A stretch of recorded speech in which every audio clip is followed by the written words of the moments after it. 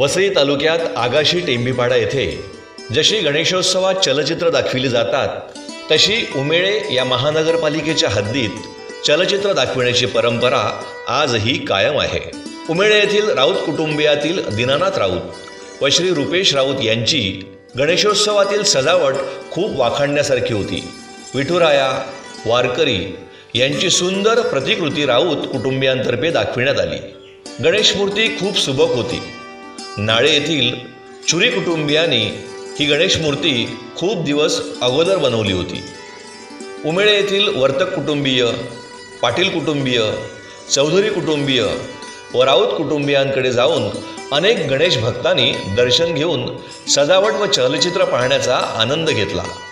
राऊत कुटुंबियातर्फे श्री रुपेश राऊत यांनी विठुराया, वारकरी यांची प्रतिकृती तसेच अभंग हा देखावा सादर करण्यासाठी खूप मेहनत घेतली। या सुंदर देखावा व सजावटीबाबत श्री रुपेश राऊत यांचे वसई पंचक्रोशीतून अभिनंदन होत आहे।